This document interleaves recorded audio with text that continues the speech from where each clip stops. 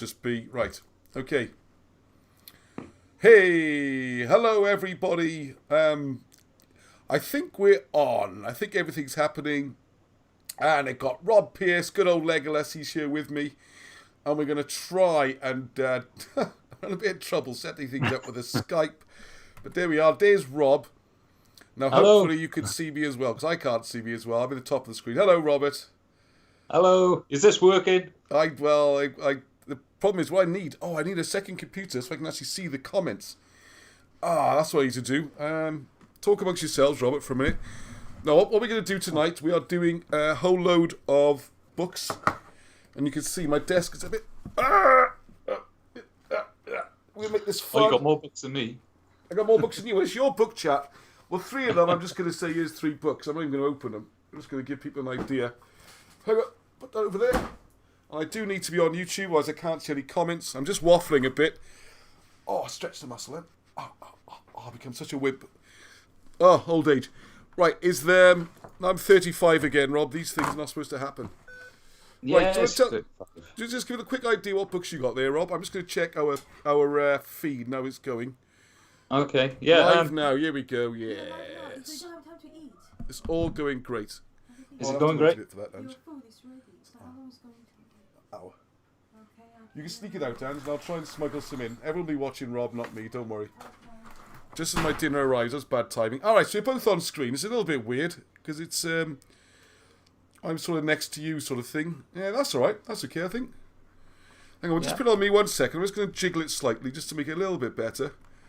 Sorry, everyone, if you just bear with me a moment. No, I can't do it, because if I do it, everyone's going to watch me do it.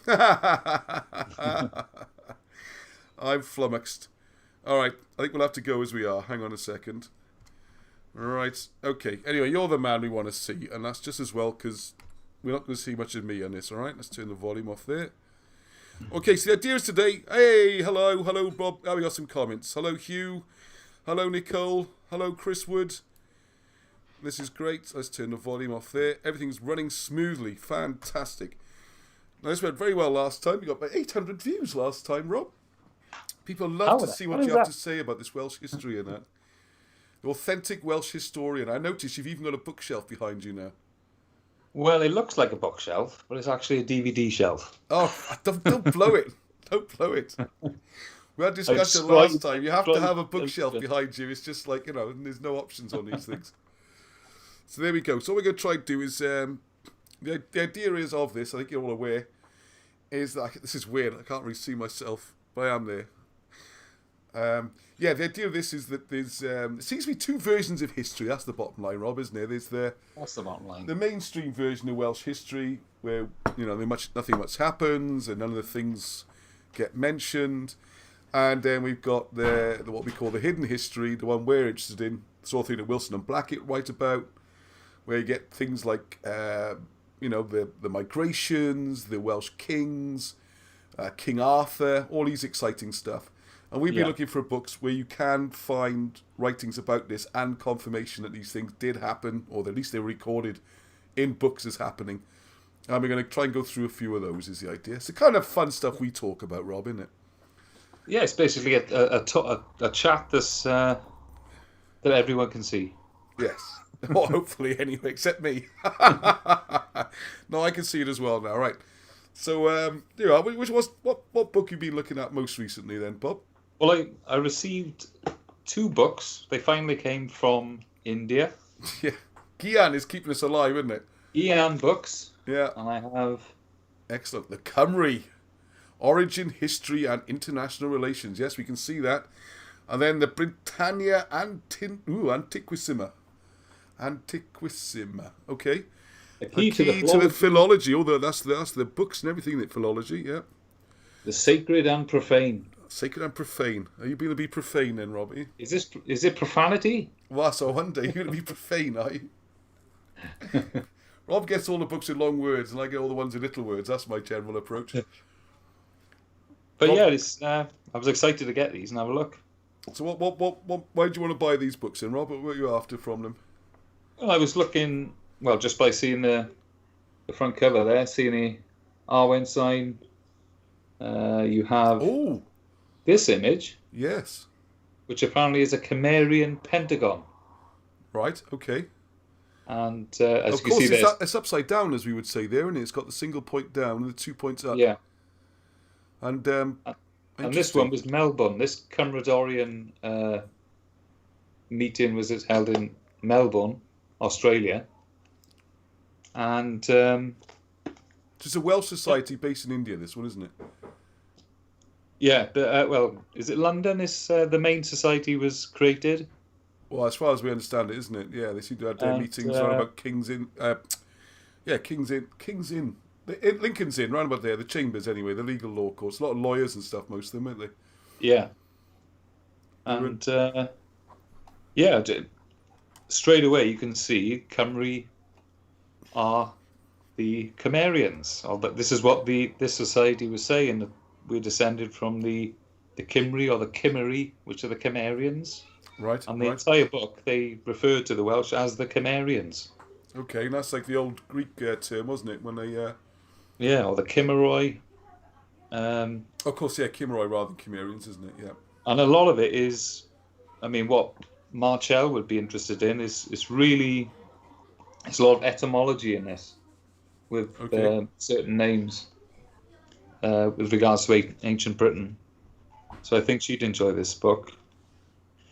It's quite a read, but there's some good things in there. I've tried to scan through it. Yeah, just pick out a few things would be good, yeah. Let's have a look. You've heard of the legend of Cantref y Gwaelod? No, I don't think I have.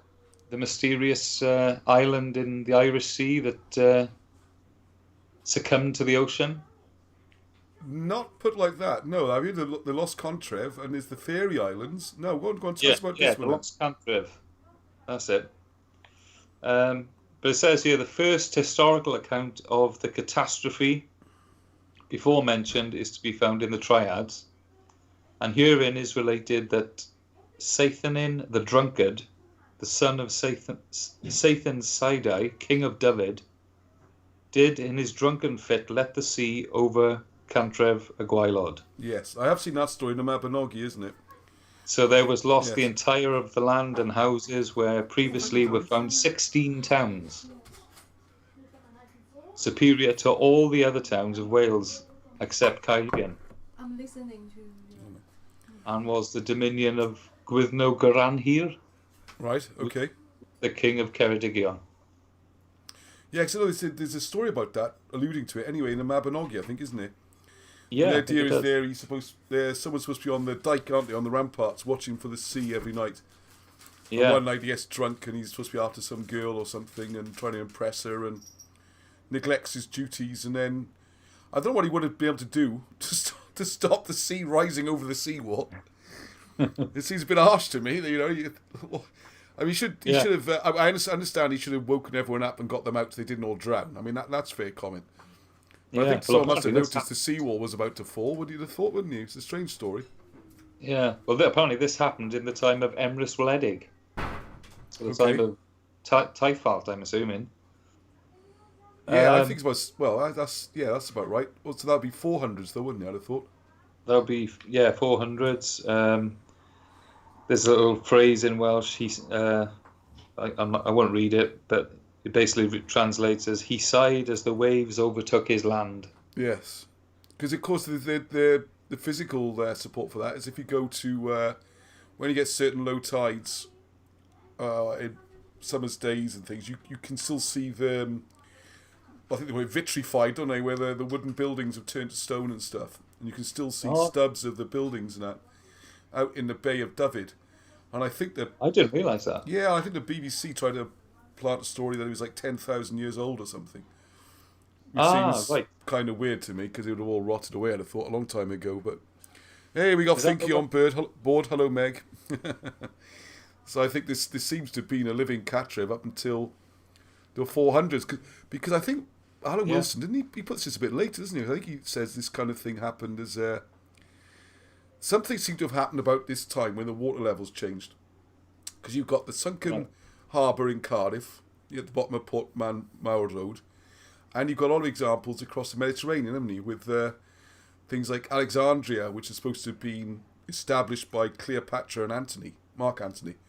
So it can't be that ancient, because they're around 30 BC or around about there roughly, that kind of era, and that is now almost 80 feet below sea level. So what Wilson and Blackett try and show is that at some point there seems to be a slight tilt in the Earth's axis, about 1 degree. So all the churches and that are off by a degree, and the effect is because the world is like ovulate. They're just spinning. The water bulges slightly in the middle. I'm going to exaggerate now. So if it tilts slightly, the bulge effectively moves. So all the area around the Mediterranean and Wales, if you do the maths, I think Al Wilson's done the maths somewhere, it could be up to 80 feet difference in the Mediterranean. Because the nearer you are to the new equator, the more pronounced the effect's going to be. It only has to be a tiny bit. Just a degree will make a huge difference to where the fatness of the water moves. Because 40 feet's not a lot compared to the diameter of the world. So you were just saying about the what you could see. Sometimes you can see things sticking out of a low tide. The most remarkable work of former times in this part of the country is San Padrig or Patrick's Causeway.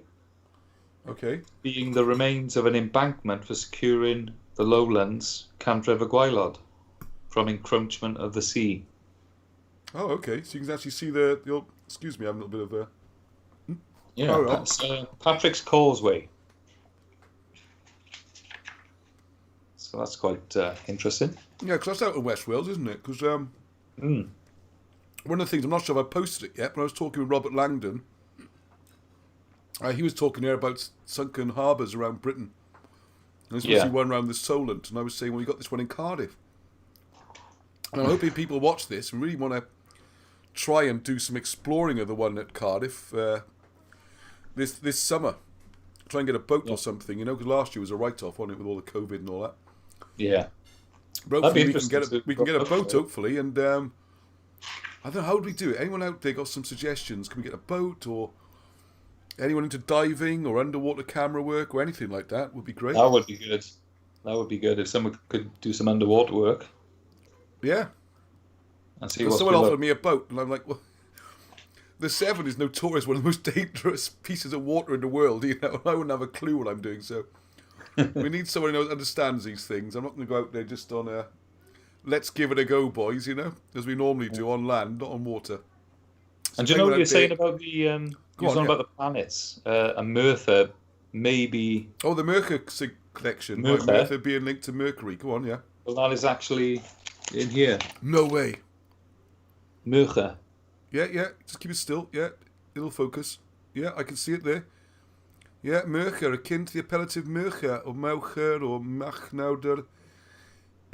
Wow, that's interesting. It's the first time I've seen that in writing somewhere. Hang on a second. So where Mercury is... Oh, he's taken it away. Read the next bit. No, that's right. You can read it. It's probably easier if you read it, I think. I'll read it. Yeah, read the next bit after the yellow highlights. Yeah, if the two former interpretations be taken, which I merely give on their possible acoustic bearings, the first may be derived, though I do not attach much importance to it, from Merch, Puella, and Ur. Oh God, it's the way it's written is quite difficult to read sometimes. These old books are difficult, aren't they? Yeah. Mercury is enumerated among the retinue of Venus, if the second from March, a horse, and Re running, as an equestrian mercantile messenger. Or again from the Hiberno-Celtic mer energetic, or greyhound. Okay. So funny enough, I've just... it's quite cryptic. That is cryptic, isn't it? Let's go through this pile of books. I'm going to get on to Barddas later. Barddas. This is the one that Michael Tomlin has got me. It's very, very good of him indeed. Only today, he gave it to me, and I'm so excited. I'm charging through. I've done nothing but read it for the last couple of hours. Oh, what I wanted to say quickly. Yeah. I'm just going to mention because Mercury was in here. That's the reason. I'm not going to change books. I'm just going to. All right, no. Sorry, you carry on with that book. No, I wasn't trying to stop you. I do apologise. I was just going to show that Mercury came up in here as well, with a possible translation for what Mercury means. Just carry on. Reference to Scaliger. Oh, Scaligerian Hitler dating. Yes, yeah. And I was quite, because I may be talking about that. Let us now cast a serious glance to Greece and Rome and ascertain whether the Druid bards had a civilized reputation before the Volusian legend as reconnoitringly forced on the Caesar version by the expurgating mutilations of a Scaliger. There you Who go. knew Easy, as much easy of for you the- to say. Go on. Yeah. Who knew as much of the Asiatic history, the prehistoric Kymry of Ynys Prydain, the Isle of Britain, Yep. as he did of the inhabitants of the solar system, or of the man in the moon. If he did, he either ignored the magnitude of the idea or misconceived its national bearings. I couldn't put it better myself. Well done. Yes, So he's it's- basically saying this Gallagher who put the history and the dates together. Yeah. Doesn't even cross his mind that there was anything in Wales to comment on or anything. Yeah. I think it's... And it's Meurig. I read it. I didn't make a note. I usually make notes as I go. I thought I made a note of this one. Oh, yeah, I thought so. Yeah, they were saying that Mercury could be Merchir, like the man-woman or something. They couldn't find a good translation for Merthyr when I read about this. But the problem was they're answering here the idea that Caesar's idea that they had many gods, where they say they didn't have many gods, they had one god. But the Mercury thing would be a lot earlier, we think, don't we? Going back to the Babylonian. So what was your comment on that? I was just saying, I always thought it was to do with the martyr Tydfil or Tydvila. Yeah. And Merthyr being martyr. Well, that's what we thought, wasn't it? But I know with Steve Willits as well. There's a Merthyr. Yeah, I mean, Mercury definitely seems to fit on there. And what Steve's doing at the moment, I might ask for some help, is looking at all the place names around Merthyr and seeing how many fit with Mercury. Yeah. And it seems about 85-95% of them do. So he's trying to do all the different zodiac signs. And it's a heck of a coincidence when all their place names fit in. So I was going to say a couple more hellos to people. Andrew Whelan. Evening, Andrew. Hey, Andrew. A Gwir Abed, yeah. That's the Truth Against the World, for those who aren't aware. A Lilos, I know what's going on there. Good to see That's you on the both. front of Taliesin. What? Gwir and Erbyn y Byd. Oh, there it is. Yeah, the old bardic thing. And even that, if you look at people, I'm not going to name them, but the people who worked on the new dictionary, the GPC, they say even that is incorrect. You can't say that. It doesn't mean that at all. They just deny anything in the old definitions or speaking of Welsh. It's bizarre. Yeah. Have you got any... Go on, yeah. On the front, I've noticed in the Barddas, sorry to jump in, there's a list of dedications and members at the front. Have you got one in that book as well? Because what it does in this Barddas is an incredible high-profile list of people who are all supposed to be forgers or whatever, because they're coming out defending Iolo, which is interesting to see. Yeah. That seems to be the general theme through all these cymmrodorion stuff, is they are generally in defence of Iolo, I think. But have you got a list of sponsors or members? Hiya, Meurig, thank you. You said you'd all do a cracking job, thank you. Well, Fire in the Soul, everyone's joining on now, this is great. This fire away with any questions as well, please, on the comments. It's good to have people involved. We're going to have a multiple Zoom one of these weeks, so we get everybody on all at the same time. That'd be good fun. Well, this one is obviously Melbourne, Australia. So you got, by permission, inscribed to His Excellency Sir Henry Berkeley, KCB, the representative of Her Prydanig Majesty, Governor of the Colony of Victoria. So the Governor of Victoria is one of the sponsors. I mean, I would say they're not just background people putting these things together, are they? No, they're all, like you say, they're, important people in London to begin with, and then, in the colonies as well, they've started the societies there. So you've got, I'm sure I've seen one in New York, in America. You've got Australia with this one, so it's interesting to see these people are trying to keep this stuff alive. Yeah. So is there anything else jumped out from the book that you've noticed, Rob, of interest? While you were talking about the planets... Oh, is that Troy Maze, is it? Well, it looks like that is a drawing of the solar system. Oh, really? Which looks a lot like a Troy Maze. Yeah, and there's the Coelbren again. Look, there's all the Coelbren and there's the letters. Coelbren. See what my Fantastic. finger is. Yeah, if you just keep it still a minute, it'll come into focus then. That's it. Lovely. That's the top one is Coelbren. Okay. The second one is Pelasgic. Interesting. Go on, yes. Or Phoenician. Then you've got Old Greek. So they are very similar, aren't they? And then below you've got Etruscan. The last one before the bottom is Runic. And the bottom one is... Old Latin, I think it says. Old Latin or Hart Emmerich. So they're very similar styles, aren't they? Yeah. Well, the connection between all these languages is part of what we're trying to do with the new book on Coelbren. Yeah. Coelbren, yeah. And I found another little reference here, and I've written it down. The ancient alphabets having dual meaning. No, which you've been saying about the hieroglyphs. If I just read this section. Now, in the first place, to solve these not unreasonable propositions, a knowledge of the Coelbren Abairth or angular bardic alphabet is indispensably necessary to examine and solution of the Adamitic problem. What is Adamitic problem? I'm not quite sure on that one. Perhaps someone will comment on that. This Adamitic alphabet, be it never forgotten, is the primary representative... Oh, I guess because that's what it refers to Adam, I suppose, isn't it? The first man. Because the idea is that the Awen sign is the first ever symbol given to man, isn't it? Yeah. So, and then originally there were only either 8 or 10 letters in the original Coelbren alphabet. Yeah. So I think it might be referring to that. The only exclusive delineator of angular elements in the world, and was immemorially adopted by Kymrians in accordance with the usages of earlier races of mankind, to wit the Chinese, Babylonians, Chaldeans, and Egyptians, as symbols of thought, not solely the mere arbitrary representations of sound. So, yeah, like that's a big thing, isn't it? Because this is the wonderful thing with the Cymroglyphics and why Welsh is the only language it would work, Cymraeg, is this idea you can convey thoughts and ideas, and the magic of the Welsh language, which I'm not aware of it working in any other language, certainly doesn't work in English, is that a word will have two meanings. It happens throughout the language. One will be a physical thing, which you can draw or describe, but that same word will also have a thought meaning, which you can't draw. And the most famous one is probably gwydd, which is a goose, but also gwydd, which I thought was presence and cognizance.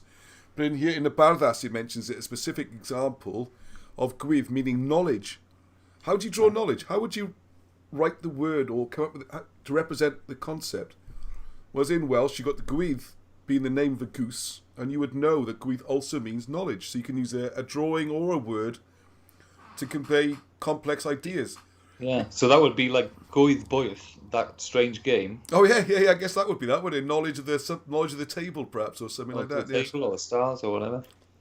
Because when you look at the way they read cuneiform, and I think that needs some work, cuneiform as well. Most of it, they see it as representation of just accounts and items, because that's easy to do, isn't it? You know, you kind of draw.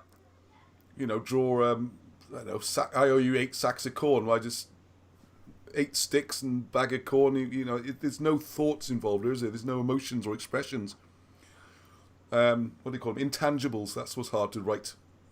Yeah. And that seems to be the magic of Coelbren as well, I think. Oh, right, we've got more comments coming in. Good to see it. Monica. Hello, Monica. We're going to do our talk in German about your new book soon. Well, actually, I'm going to do it in English. I've changed my mind. Anyway, carry on with that one. Yes, go on. I've got another one. Potential reference to the comet of 562. Oh, really? Okay. In the triads. The 3 awful events of the Isle of Britain. First, the rupture of the Lake of Floods and the going of an inundation over the face of all lands, so that all people were drowned except Dwyfan and Dwyfach, who repeopled Britain. That's a bit of a legend. Well, that's a kind of Noah story, isn't it? This is what that goes back to. That could be the and what was the name of the person they've got in that? Did you say? Dwyfan and Dwyfach, two people, Dwyfan and Dwyfach. and they repeopled the Isle of Britain somehow. Yeah, that's a lot. Yeah. Well, Dwy sounds a bit like water, doesn't it? And Dwy, the big water, the little water. Yeah. I like to look into that because I thought there was another Welsh name of someone involved in the flood, the sort of Noah equivalent. Yeah, could be. But the second awful event was the trembling of the torrent fire. Oh. When the earth was rent unto the abyss, and the greatest part of all life was destroyed. That does sound like the comet, doesn't it? The third was the summer, when the trees and plants took fire with the vehemency of the heat of the sun, so that many men, animals, species of birds, and vermin and plants were irretrievably lost. So that's quite... yeah, it's interesting, that, isn't it? I like that. It's interesting, yeah. I mean, that... the trembling of the torrent fire. Because what I have to think about is there seems to be a lot of confusion in that 6th century. That possibly in the 530s, 540s, there was already a catastrophe, wasn't there? Like a volcano or something. And you got this records much further afield of a terrible summer, with grey skies and crops failing. And then the double whammy of the comet coming a bit later. And I know one of the things Wilson and Blackett have done when they were trying to discuss it with Bailey, who's the professor in Ireland who does the dendrochronology, and he was trying to show all this. They've got this difference of 30 years, which we think is to do with the death of Christ rather than the birth of Christ for the dating. But then maybe there was two incidents, it says there, doesn't it? So perhaps there was the volcano, and then the comet came as well, so you're having a really double bad time. Yeah. Because if it's talking about the flood first, wasn't it? Oh, that wouldn't be the flood of... The flood first, then the torrent of fire, and then afterwards the fact that men, animals, plants died and were irretrievably lost. Yeah, and yes, Hugh Evans, I will put all the lists of the books and their Guian books lists in the description. I didn't have time to get things ready yet. Meg said, really good stuff. I have got Barddas, 2 skinny volumes. Oh, volume 2, I'd like to see that. Rob's book encourages me to look at it again. Yeah, don't be put off by these books. They do look a bit dull when you first start, but you get into them, don't you? It's surprising. They take some work going through, they really do. But it shows how dumbed-down modern books have become. That's clues in there, Yeah. But I think that's what brings out to me, is how dumbed down a lot of modern books are. When you realise you get yourself stuck into a proper book, it takes a little bit of practice to get your brain working. Once you're into it, they are good fun. If you're familiar with Bronwyn of the Mabinogi, the tale of Branwen going to Ireland. She's the one who goes to Ireland, and it's all to do with the horses and all that stuff, isn't it? Yeah.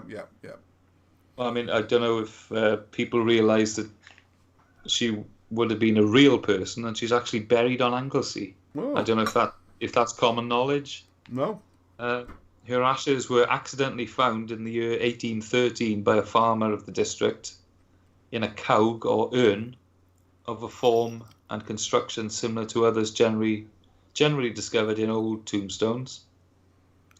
This precious relic is now deposited in the British Museum. So this is Bronwyn of the Mabinogi. So that's...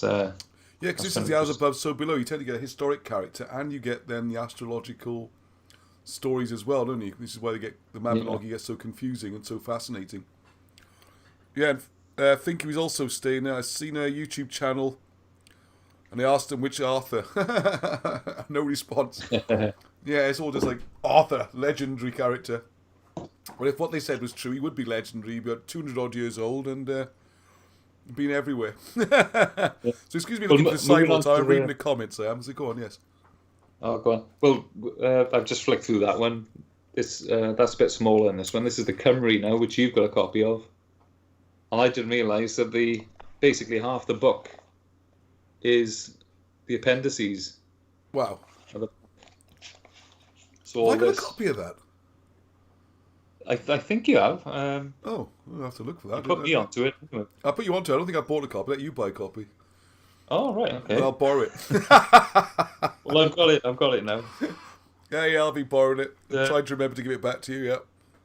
Yeah, like I say, I wanted to get this because of the reference, the Arthurian references more than anything. Right. Hang on a second. Um, Is that the story with Goronwy? Fire in the Soul is asking. Is that Goronwy we were talking about? The Bronwen? There's a bit of a lag on the messages. They're a little bit behind us. I'm not sure about Garon. It's definitely the tale of Bronwen or Branwen that goes to Ireland and. Well, it's all through the wedding, isn't it? They come to the wedding from Ireland, and then, if I remember the story, Yeah. and then you have this weird story then where the brother doesn't want her to marry or something, and he goes and doctors their horses, and they get really offended. And it all ends in a big fight, and they have to go over there, and then they have to go and rescue her. It's which Alan Wilson explains in his amazing book. It's all to do with astrology, but he cuts the lips and ears or something off this. Yeah, the tails off him or something crazy. It's weird. It's because mutilates it. Because the horses were a dowry, weren't he? And then he mutilates his own horses. Yeah. So until you understand, or you're a genius like Alan Wilson, and work out the astrological significance of all that, they really are bonkers, some of those stories. But I'm not surprised he's a real person, though.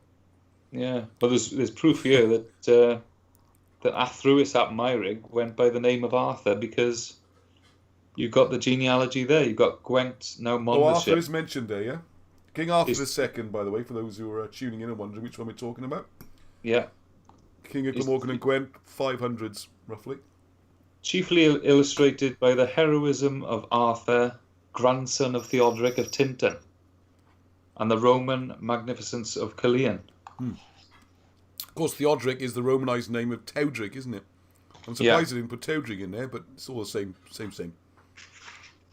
And the page before, you've got where Alan says about Arthur dying and Maelgwn Gwynedd taking over, and from that point, the kingship being split, from the south to the north. Right, and that's the foundation of the North Wales princes and all that kind of stuff. That's Maelgwn and that kind of stuff, isn't it? Isn't he cause the trouble or start the rift? So the tradition of a Lord Paramount or Generalissimo, the Pendragon, was preserved in Cambria, and the powers were exercised in general by the princes of Gwynedd of North Wales. I append the succession of these rulers as a tribute to the permanent vitality of the Kymry. These figures denote the death of each prince. So the first one is Maelgwn Gwynedd. The date there is Maelgwn, that's the one supposed to be the biggest man in Wales and all that stuff. Yeah, 560 it's got there. So if you add on the 30 years or 33 years from the incarnation, it takes up to around 590. And that would sound about right, wouldn't it? Which then matches up with the other book you've got in mind, the History of Cambria, now called Wales. I'll bring it over to you. Yeah. It tells of Rhyn, the son of Maelgwn, being driven back across the Severn by the Mercians. Yeah, because this is the thing. Then this is the Alan Wilson picks up. But the problem was that up until then, whenever the North Wales had been attacked by the Mercians or whoever, the South Wales had rallied to their support. But once Maelgwn declared himself the High King, they refused to support him, so he was left isolated. And that was sort of the beginning of the end, really. Yeah. Wales became two countries. It wasn't neither was powerful enough. So from Maelgwn, you've got the succession of all the kings from Maelgwn Gwynedd down to Llywelyn ap Gruffydd in 1282. And it goes through Cynan Tyndaethwy, Rodri Mawr. Roderick, sometimes he's called. Owain Gwynedd. Well, the problem with this, of course, and they seem to have done the same thing there, is they no longer refer to the South Wales kings, do they? That's right. This is where it gets a bit weird. The South Wales kings disappear at that point. Because I think we're talking to well, mind you, I think it's 1071 when the last king of Glamorgan was supposed to be killed by Edward I, I believe. Yeah. So I guess there wasn't an awful lot after then. But I don't know, it's difficult to tell, isn't it? Sorry, and this is the famous line in the Kymry book. I don't know if you can see that. Oh. Okay, if you just hold it still there. Arthur the Map Uther, or the Terrible, was in fact the son of Meurig, son of Theodoric of Tintern, prince of the Silures. There you go, yeah. That's the main one. That's the one, that's the Arthur we're talking about, yes. And There's quite a few comments. The British Museum's getting a good hammering on the comments board. The only thing British is the sign, but there you go. That's I shouldn't say that. Yeah, and when we were talking last time about the Vandals possibly being, or the Mercians possibly being the Mercians. Well, in this book, The Story of Arthur. Yeah, this is written by an Irish-sounding name, isn't it, this guy? Yeah. And other Celtic heroes from Padraig Colum. Yeah. But it's basically a retelling of the Mabinogi. It's all Magnus Maximus, Maxim Ledig, Helen. Right. But you've got the Turk Troith as well, the boar hunt. Oh, right, that's in there, right, okay. I'll just read that. I'll read that first. Yeah, please. Section there. All wasted was the country that Truith and his 7 pigs had gone through. They came upon the 7 pigs. 2 of the huntsmen went against them, and they were killed by the pigs. Then Arthur came up to where 2 of the pigs were, and he let loose the whole pack of his dogs upon them. The shouting of the men and the barking of the dogs and the grunting of the pigs brought the boar Truith to the help of the pigs. From that time, Truith had crossed the Irish Sea. Arthur had not looked upon the boar until then. He set his men and his dogs upon the great tusked fiery-eyed boar with his 7 pigs. They went on with a great company of men and dogs, keeping them in chase. At the next place where they made a stand, one of the pigs was killed. Again, the chase went on. And it goes on and on about King. Sorry, perhaps you should explain when he's... Sorry, Rob, just a second. If you carry on a second, perhaps you should explain to people that what Alan Wilson's explained to us is that's actually the story of a Vandal army marauding its way, going to Ireland. Arthur goes to Ireland to chase them. They then come to South Wales and they go marauding through the Welsh countryside and towns. It's not a giant pig at all. The pig is the boar on their standards. And the big pig is the king of the Vandals. And the little pigs he talks about would be the generals or the princes or whatever. And then the Welsh dogs and stuff would be his own princes going out to fight against them is the story, isn't it? And that story you just read makes a lot more sense then. Sorry, Rob, if you want to carry on there, just making sure people could have that in their mind when they hear how it's written in the Mabinogion. Yeah, and of these 2 pigs, one went to Garth Gregin, and there he slew many men.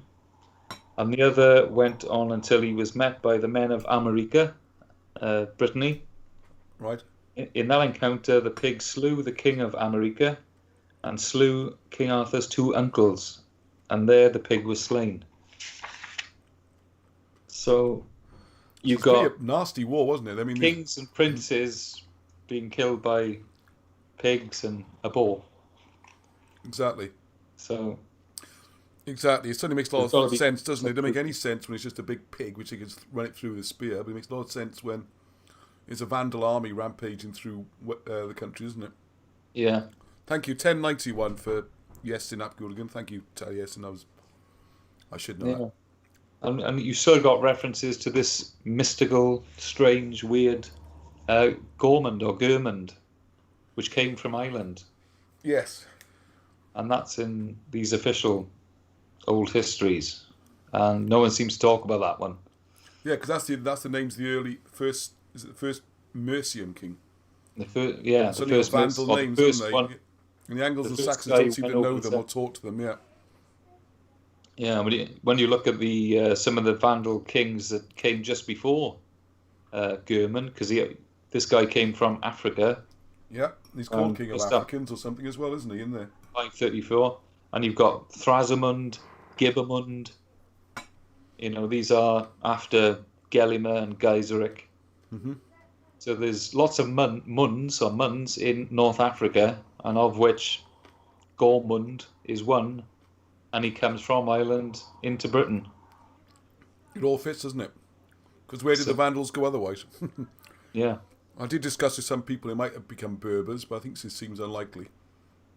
Yeah, there are some fair-skinned Berbers, but I don't think it would account for the whole Vandal population. Yeah, I think the official accounts say that some of the Vandals went to Andalusia, where there was a few people there. Some went with the Berbers, is it? And North West Africa, yeah. And the king was taken somewhere else, where he lived out his life. They don't account for enough people. This is the problem. They seem to be quite a large population, don't they? Talking 750,000 or something, perhaps, or more than that. Yeah. So they went somewhere. Disappeared. Or perhaps they all became West Midlanders. Perhaps they all Brummies. That's what we're trying to work out. Is we need people to do a little bit more research on the origin of the Mercians, I think. Yes. Because the general view is that they moved, the simply Angles that moved westward or pushed the Kymry westward, taken that area of Britain and just called it Mercia. It doesn't make any sense, does it? Yeah. Because they must have come after the Angles, and yet they sort of leapfrogged over them somehow. Yeah. And they fight with the Angles. You've got the King of Mercia fighting against Ethelfrith of Northumberland. Very good. Very good. And you've got Redwold. I read a reference in there. Redwold defeated Ethelfrith. So Redwold had a battle with another Anglian king of the north. Good old Redwold, my favourite character at the moment. Yeah. Because he's well supposed to be buried in Sutton Hoo, yeah. And that reference is 619 AD. Yeah. So... Well, also, there's the thing where if they're supposed to be Angles or Saxons, you got Bede, or Beda, as I'm supposed to call him these days, apparently. It's been corrected to Beda, the Venerable Bede. He castigates the Kymry for not having converted more Mercians to Christianity. And it's like, well, why aren't you doing it if you're the same people, if they're Angles and Saxons? Why aren't you talking to them? It all seems very strange, doesn't it? Yeah. Very strange. So we got any other bits of magic from there, Rob? Well, I just flicked through. I'm eager to see what books you've got in front of you, Ross. Oh, I can have a little. I thank you. Yes. I can't see any more. I queued you up for that. I got this big pile of books, which I'm not going to go through them all. Obviously, we're trying to make go too long tonight. It's going to be an hour, but I think we're almost. Oh no, we're not. Well, we've got another quarter now to go yet. I've got one to share on your mind. Pardon? Go on. Yeah, go for it. If I can do it. Yeah. Share screen. Ooh, look out. We're getting all high-tech now. Do I have to click on something? Oh, look at this, Rob, man. Oh, that's wrong. What do I do? No, you shared your screen. You've now got me as on my other camera, on my Skype camera. Which is all those weird angles. Can you see that? Well done, mate. I'm so impressed. Can you see that? I can see it. There's me in the corner, which looks a bit weird, but it's okay, because people are seeing me twice and not you. But carry on. The Life of Arthur. Yeah, come on, The Life of King Arthur. Go for it. The Life of Arthur. This is 1825. Okay, excellent. And so I was like, what's this going to say? Sorry, this isn't the same book written by Podrick now. This is a different one, is it? No, this is 1825. I'm not quite sure who it's written by. Okay. I just got down. Something will turn up. It's not that same one you were just talking about, Podrick going through the Mabinogi. No, that's sort of Celtic Legends type book, yeah. That's a new book. This is a really old one. All right, yeah. And I just want to show you these couple of pages here. It's in the preface. And just for you to get a flavour of the the way they think about it. The first monarch of this more ancient series is Gomer, the father of the Kymry and Gauls. The second, and it goes through a list of names there, you can see it all. Yeah. To this mendacious, impudent, and absurd farrago, the romance of Geoffrey Arthur, which certainly has no inconsiderable smack of both scholarship and talent, is truth and lustre. It is nevertheless... Let's read that sentence again. To this mendacious, impudent, and absurd farrago, the romance of Geoffrey, I think it should be a comma there, because Geoffrey's the right... Or is it not the romance of Geoffrey Arthur? They don't talk about someone called Geoffrey Arthur, are they? No, they're referring to Geoffrey of Monmouth. Talking about Arthur. They call him Geoffrey Arthur. So there should at least be a comma there, probably. Yeah. Mendacious, that's lying, isn't it? Which certainly has no inconsiderable smack of both scholarship and talent. Truth and lustre. It says it's the truth again then. It's a very confusing comment, that is. Sorry, anyway, carry on, yeah. It is nevertheless held in the highest credit and estimation by the modern Welsh as the forgeries of Hector Bois, or Boys, yeah.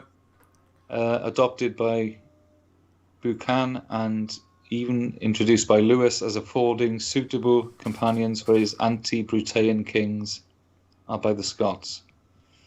To return, however, to the long-lost Arthur, who, after being so highly extolled by the Right Reverend Father in God, Geoffrey, Lord Bishop of St. Asaph, and his herd of plagiarists and parasites, as the greatest, richest, most powerful, valiant, glorious, and successful monarch that ever reigned in the world, has not only had his sovereignty, valour, glory, and good fortune, but even his very existence positively and absolutely denied by an author of the 18th century, of scarcely less notoriety than the accomplished prelate of the 12th, whom, however, he may imitate. For one instance, he widely differs from another, his lordship being a Kymry and a Celt, his emulator a Goth or a Pict, a Pictish Goth or a Gothic Pict. Brilliant. The reader, according to this learned historian, need hardly be told that Arthur was merely a name given by the Welsh to Aurelius Ambrosius, their Roman defender against the Saxons. He refers in support of this modest and veracious assertion to Gildas, meaning no doubt Geoffrey of Monmouth, with the same facility and integrity as he is on other occasions accustomed to cite John Forden under the name William of Malmesbury. Yeah. Brilliant. The best one's down here. It's quite scathing, some of it. So this guy is actually supporting the Arthur story, and he's just saying how aggressively he's been attacked in the 18th century, I think. Yeah.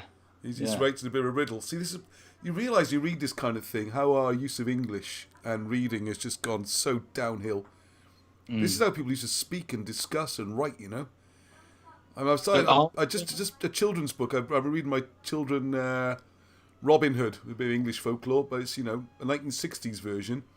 And we had a real shock last night because Robin Hood runs someone through with his sword through someone's throat, you know. It's like, and you realise most of the children's books these days are just like little cartoony ditty type things with about 10 words a page. And suddenly there's a proper deep story with real characters, and it's difficult to follow, and there's long words. And that's a children's book. You read something like this, it's good for your brain to do it. And how to express yourself is important. Read 1984 and you see how the dumbing down of the language stops you creating imaginative thoughts and expressing yourself properly. So please try and read these books. It's great. Sorry, Rob, a little long introduction then. Carry on. It seems to be two different views. Like you say, you've got on one account, on one opinion, then there's a defense. This Gothic Pict or this Pict Goth has attacked it. Yeah. That Arthur was Aurelius Ambrosius is certain, but the Arthur of Welsh history is a non-existence. So that's what I think that's what he's saying, that the attacker's saying, isn't it? I don't think this book is necessarily supporting that view. No, that's why it seems more to be attacking the Cymmrodorion Welsh ideas. Oh, do you think so? I read it the other way around. I thought you said two different. You get a section, and then you get another section in smaller print, which is saying, "Well, I don't think the author realizes." It's like there's two people talking. That's confusing, isn't it? It's confusing. They're hard to read anyway, these books. Yeah, we're not used to think about these things, because I can see he quotes Mr. Camden there as well as another one who's interesting. Yeah. Okay. Good stuff. See, lots of talks about forgeries and all sorts there. Yeah. Yeah, I need to read this book. I find the prefaces, another thing, by the way, well worth doing, is reading the prefaces. It's tempting with a lot of books to jump. There we are. It must indeed, respecting the Britons or modern Welsh, be confessed that no people in the world can have more vanity or less judgment. As conclusive proofs of this assertion, they have all along believed, and still do believe, not only the authenticity of the celebrated history of which we are at present discussing the merits, but also its internal veracity and even infallibility, as if the offspring of divine inspiration, though abounding, as we have seen and shall see, in looking over it, a lie in every leaf, with the most extravagant and absurd events and being throughout altogether contradictory to and contradicted by the Roman and Saxon history. And that in short of every ancient nation to prove, if possible, in a stronger degree, the singular propensity and perverseness of this extraordinary people. Keep going, go on. I wonder if he's going to redeem himself or he's just going to keep sticking the boot into the Welsh. Go on, let's have a... Lewis Esquire, Barrister of Law. One of its most esteemed antiquaries, as they call them, and in the bulk at least, if not the matter and merit of his work, its principal historian having about the year 1613 composed or compiled what he was pleased to entitle The History of Great Britain from the first inhabitants thereof till the death of Cadwallader. So what was this then? 1613. Are we going to try and track that book down? The History of Great Britain. Yeah. 1613 by Lewis. I'll have to look out for that one. Being printed and published in London, a large and pompous folio in 1729, and edited with parallel introduction by one Hugh Thomas, another Welshman equally idiotical. That's brilliant. This is great. I love it. This historiographer, not content with a series of British kings, invented or improved by Geoffrey of Monmouth, and commencing with Brute, great-grandson of Aeneas. Yeah, Brutus, yeah. 1159 years before the Christian era, has deduced this chronology from the flood to Brute on the immaculate authority of the 5 books of antiquities of Berosus, the Chaldean. So you are the Chaldean links, there you go. That's the ancient Assyrians. This is one of these strange polemics where it's almost like this is the only way you can get all this information into a book, is to say how stupid it all is. I'm starting to wonder if he's been a bit clever here, because he's actually given us the whole story, isn't he? He's gone all the way back to Chaldeans and ancient leaders, Brutus, Aeneas, all this kind of stuff. They're giving you that information, but they're saying... Yeah, but saying, look at this ridiculous, it's a lot of rubbish. Idiot, pompous, arrogant Welsh people, Because he's getting it all in there, isn't he? Brodo's in there. It's all there. Right back to Gomer, the whole lot. I mean, this is a lot of effort to go to just to say it's rubbish, isn't it? He's listed the lineages, the whole lot. Yeah, all perfect non-entities and men of straw. Yeah, so you they all are, though, just in case you are curious, yeah. To this mendacious, impudent, and absurd farrago, the romance of Geoffrey Arthur, and I've read that earlier on. But it's interesting, isn't it? And that's 1825. It is. I think he's been a bit double bluffing here, I got a feeling. I think it's just a way of getting out there without getting into trouble. It's a little trick, because if he just says, well, this is history and it's true, everyone's going to slam him and he loses his job or something. They're quite subtle sometimes, these things, aren't they? So that's what was going on in the 1800s. Which is remarkably similar to the Barddas, because this is written about the same period. So I'll just hold that a little bit longer for people to see it. Thank you to Michael. Trying to get the glare off it. It's a bit of a modern version with a shiny cover. Anyway, the Barddas, or the Badass, as I call it with my boys. So it's wonderful seeing Michael today. We did a lovely walk as well up to... Oh, man, look out for this video. I'll do a little bit of it on Sunday's live show. Just above Garndyffaith, there's even more huge walls. You've got to get up there sometime, Rob. We'll get you up there. Yeah. More Robs, and this is the area that Alan Wilson refers to as the Valley of the Kings. Ah, right. Yeah, and he thought he missed it a couple of miles out because Garndyffaith found so much. There's even more in Blaenavon. There's even more.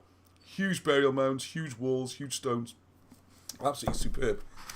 And I also got my rebirth gift. I rebirth every March. See, my hair's got a darker colour. I look younger and healthier. Just for men? Well, I'll let you have some as well, Rob, if you want. I'll have some, yeah. Just for real men. 1862, I think this was first published, this one.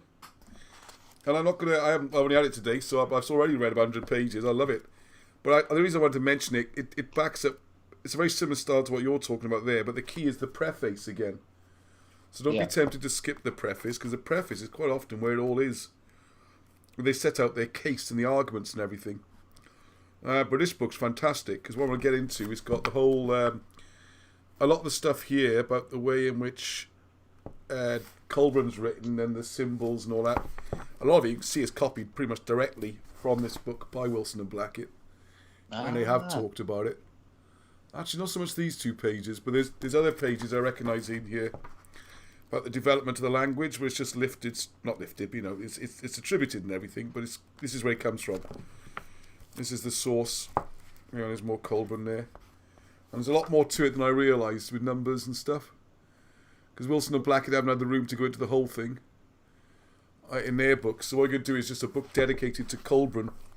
Because what surprises me in this, in this book again, then you could buy this yourself and read it and figure it all out.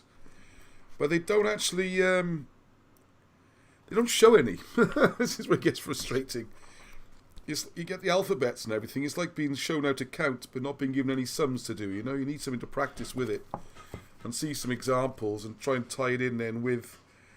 Oh, hang on, I think there are more in here. That's why I got to read this book. You see, there are passages where they go through the Coelbren. So this was a big thing, and what they're doing here, which I rather like, is they go back and they show ancient references to it, and something. So I was going to support what you just said on the other, but anyway, so I've distracted myself. They talk a lot about what Caesar was describing and the early writers, and they were saying how they didn't know anything about Britain, the likes of Suetonius and Caesar, and they go through all the descriptions they gave and how those descriptions were about the Gauls and the French bards and the French system, the French druids, and they never actually got to Britain, so how would they ever know? But how many things they seem to have got right. And one thing which I saw when you showed your book earlier was the similarity between the early Coelbren and the Greek. Yeah. And they think that Caesar could have got confused by that, by actually sort of saying they used the Greek letters. It was Coelbren letters. They just look a bit like Greek letters. And of course, the British story is that the Kymry gave the alphabet and writing to the Greeks as they passed through. Yeah, and doesn't Strabo say that they speak Greek in their colleges? Strabo's in here as well, yeah. And I think Strabo's the only one who gets any credit for actually possibly knowing something about the Welsh, or the British, I should say, sorry. So let's make it clear, this is the British we're talking about, so it's a pre-Saxon British. Because in here it goes back to Mascan, Ledig and Arthur. What's interesting in this book, it just very casually mentions King Arthur in here. It says, in the reign of Gutheren Gwrthynai, however, about a century later, Bardism was greatly corrupted. It explains how Bardism, the whole faith thing, which I'm very interested in at the moment, it fell apart for various reasons. To remedy this state of things, King Arthur, in the 6th century, established a system of the Round Table, which was an arrangement of the arts, sciences, usages and privileges of the bards and men of vocal song, and improved and committed to memory, where there was occasion, everything commendable in what was old, and authorised every new thing that was adjudged to be an augmentation and an amplification of desirable sciences, with a view to the wisdom and requirement of country and nation. So to me, that seems like the coming together of the new faith and new ideas, but still trying to keep the old ideas going. And that's why they attribute the Round Table here. It was the first time I'd seen that version of it. It explains how it becomes the Round Table becomes the chairs that you see later on. This is great. I highly recommend this book already. I've already got. That looks really good. Yeah, it's fantastic. But again, see the first part of this book is all about defending Iolo, and explains how he couldn't have forged. I don't do a special thing on that, and a part of the book we're going to do on Coelbren, working with Bob Morgan on this, is going through what the attacks on Iolo were, what were the basis for being called a forger and everything. Because you can find the arguments that follow, but you can't find any of the evidence about him being a forger or inventing this stuff. And what it goes through here in great detail is the amount of things that are almost impossible to forge. There are a group of people independently coming up with similar but not identical stuff. So when you're forging, you kind of agree a story. And there's a lot of the notes where Iolo has written down faithfully, he's copied stuff from ancient manuscripts. And his comments are on there. He doesn't understand what they are. He just copied them. And he's got some guesses. Does this word mean this, or does this word mean that? He's not even trying to have written it all. And And let's give an idea on here. I'll try and show this on the character. On the camera. It's a bit difficult to show, but hopefully I can give some sort of idea. These aren't just chancers or jokers endorsing this book. This is the Society of Publication of Ancient Welsh Manuscripts. The patron is the Queen Victoria. Look at them; they're all earls and lords, and these are the people sponsoring this work. And they're not calling Iolo Morganwg a forger. It's weird how he's suddenly become so badly maligned. Oh, have I bashed the camera? Sorry about that. So it's all very strange. Very strange how he suddenly became this man capable of writing poetry and everything in a style that was 600 years old. Using old words that he barely understood to create poems he couldn't possibly have written. I mean, he's some sort of genius if he was a forger. Yeah, you were talking about Strabo just then? Yes, briefly, the little segment in the Kymry I just found. Strabo tells us that the natives of the Tinlands, ancient Cornwall, wore black cloaks and tunics reaching their feet and walked with staves. So there's no tartan, there's no blue paint, there's no spiky hair. Someone's mentioned tartan there. Why did Meg suddenly mention tartan? Oh, right, yeah, okay. Everyone's talking about tartan trousers, Rob. I don't know if you can see the comments. You need two computers running to see the comments as well. Oh, I can't. Sorry. You have to get two computers next time, or you have it on your phone or something there so you can see the comments. Oh, yeah, I've got my phone, yeah. I got a family member, think his family member carved a bardic chair. Oh, they are cool. Caradog spoke Greek and Latin, yes, and he also wore trousers. Were they tartan trousers? What's the thing I saw somewhere where the word tartan might be Welsh? That was curious. Might be a Welsh word. I think that was Marshall was saying that. It's a shame she's not online at the moment. I should give her a call, told her to get on. Give her some word expertise. And also, if there's someone out there who knows how to do the thing where you can get lots of people on the screen at once using Zoom, I think it would be good fun to do that. But I think we'll do it gradually. If we get a couple more and have 4 of us in a chat, and then 5 maybe, rather than a free get ahead of yourself now. Get ahead of ourselves. Rob has seen behind the curtain the disaster of me trying to just get us 2 on the screen and the compromises. Now Angie had to do it. You got something on the middle of the screen now. What have I done now? See, I'm not doing it full screen now. Look, that's messed up. There's a big cable in front of your there's a cable in front camera. of my... It's only your camera, that one. But what I managed to do is not go full screen on this. Why have I got all these other things on here? And I ask on the whole meeting like that. Oh man, me and IT are just not distant. No, I think it's your fault now, I think. Is it? I think we're seeing your screen. And your screen's got who you're talking to on Skype. Right. Anyway, I think we're almost... that'll probably be long enough for today, wouldn't it? Loving all the comments, Thank you very much. And what I'm going to try... What book is that, Ross? Yes, quite right. I should give a better reference. It's called Barddas, which is their Welsh word for the bards.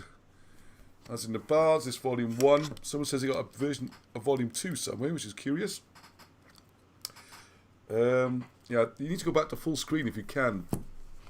Rob will click on the grid view button or something. Oh, it doesn't really matter. And I don't know... Oh, hang on. Elibron, Elibron.com reprinted this recently. 2005. I'll put the links up there if I can find it. Ah, there we go. That's it. Well done. Yeah. You were still on screen share mode. That's what it was.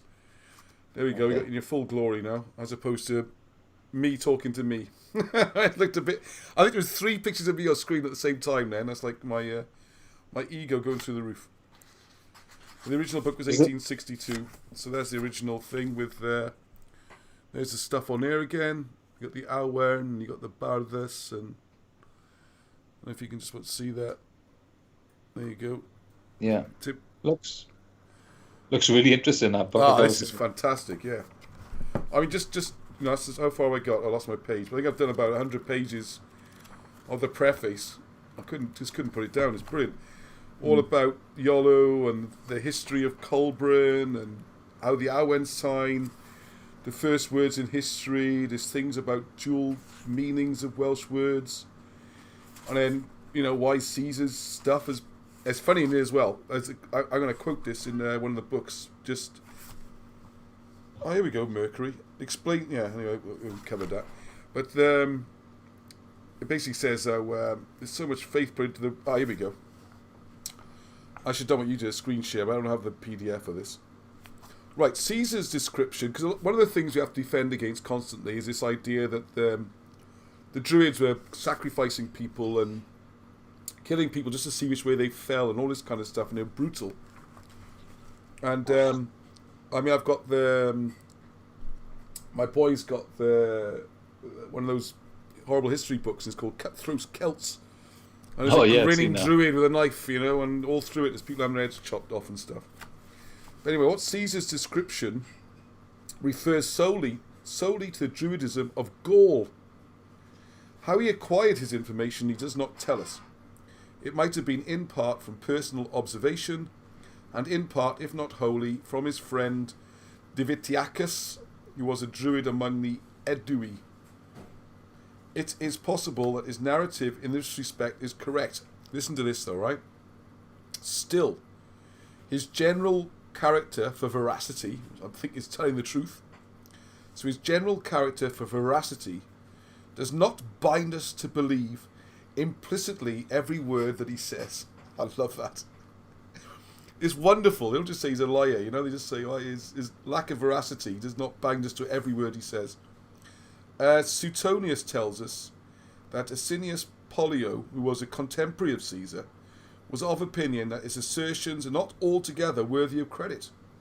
Asinius Pollio, he remarks, thinks that they, brackets the works of Caesar, were composed with but little accuracy and little truth, since Caesar used to believe rashly respecting the deeds of other men, and also to relate erroneously the things done by himself, either of set purpose or through failure of memory, and he is of opinion that he intended to rewrite and correct them. So they're being generous there. They're saying he got a lot wrong and maybe he misremembered, and I'm sure he'd gone back and corrected his accounts at some point, you know, if he hadn't been bumped off. But basically, you can't believe a word he says. There's a more polite way of putting things in those days, isn't they? And it goes through all that kind of... It's just a beautifully written book. It's fantastic. Really good. I'll have to get that. Yeah, you know, God. Yeah, it's just fantastic. Because one more thing I'd like to just throw in there. And it's not quite as big as it seems, because later on you get the Welsh and the English. So the second half, you can kind of halve the size of it. You know, Welsh and English translation.